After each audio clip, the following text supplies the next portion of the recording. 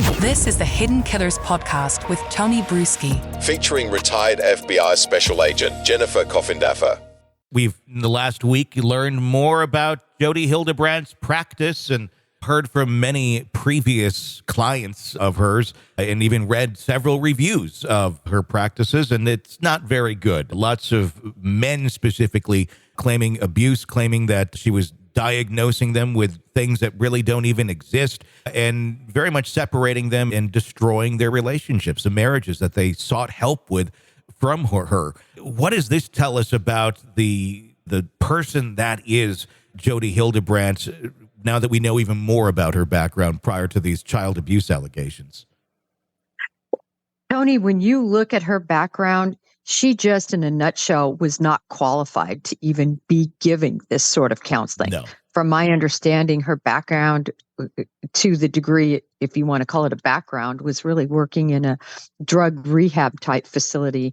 So what does that have to do with providing marital advice? What I found with both Jodi as well as Ruby is you had individuals with really no, PhDs or anything in counseling that would ever put them to the level of being able to give counseling advice in, the regard that they were. Yeah. And yet people were listening.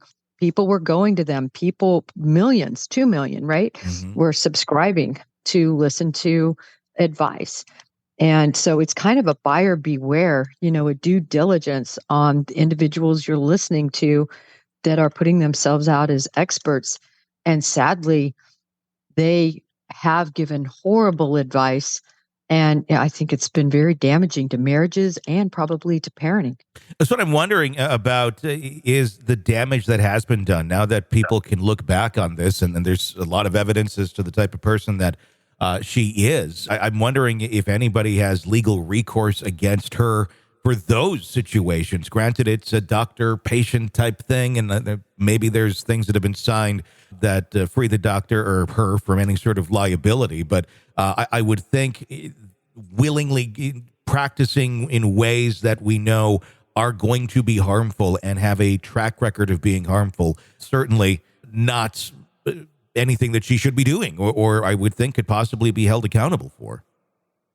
Yeah, it'll be interesting to see if we see any of those sort of side lawsuits or civil in nature where people just are saying, look at the advice she gave. This is what resulted in, me following this advice. I think it's going to be a very difficult cases, though.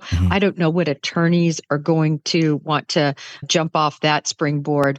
I think those are difficult cases to prove and quite costly. Litigation costs so much money, and I don't know how much money these individuals that might have been harmed have, but it's likely it would cost of tens of thousands of dollars.